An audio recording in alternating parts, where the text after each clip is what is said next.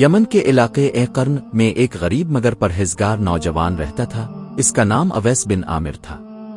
وہ یتیم تھا، باپ کا سایہ بچپن میں ہی اٹھ گیا تھا۔ گھر میں صرف ایک بوڑھی ماں تھی جو بیمار رہتی تھی اور چلنے پھرنے سے قاصر تھی۔ اویس چرواہا تھا، دن بھر بکریاں چراتا اور رات ماں کی خدمت کرتا۔ اوسا غریب ضرور تھے مگر دل ایمان سے بھرا ہوا تھا۔ وہ یمن کے صحراؤں میں بکریاں چراتے ہوئے اللہ کا ذکر کرتے، نماز پڑھتے اور رسول اللہ کے بارے میں سن کر محبت میں ڈوب جاتے۔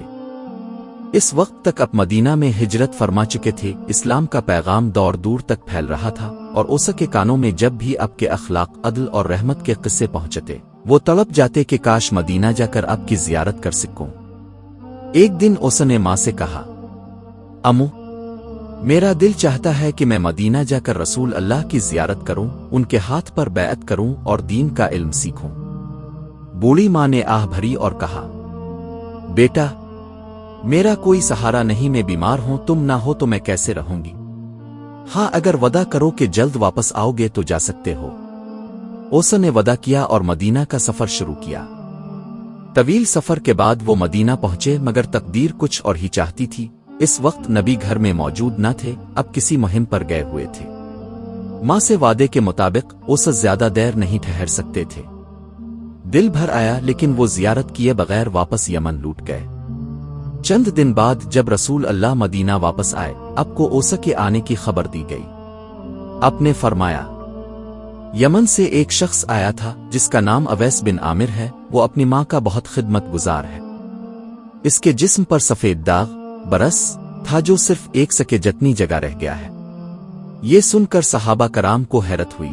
ایک گمنام چرواہا جسے کسی نے نہیں دیکھا مگر نبی اس کی اتنی تعریف فرما رہے ہیں، اگر تم اس سے ملو تو اس سے دعا کرواؤ۔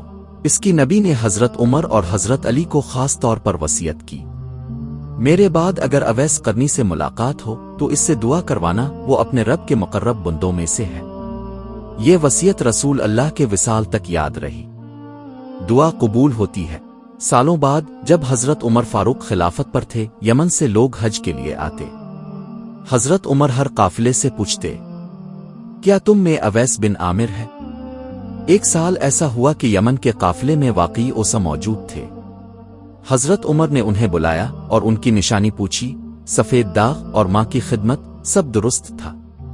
حضرت عمر نے کہا، میرے لیے دعا کرو جیسا رسول اللہ نے فرمایا تھا۔ اوسا رو پڑے اور عاجزی سے دعا کی، پھر کہا، امیر المومنین، آپ بڑے ہیں، آپ کو میری دعا کی کیا ضرورت؟ حضرت عمر نے جواب دیا، یہ نبی کا حکم تھا۔ اوسا نے کبھی شہرت نہیں چاہی۔ وہ میدان جنگ میں بھی شامل ہوئے مگر ہمیشہ پردے میں رہے۔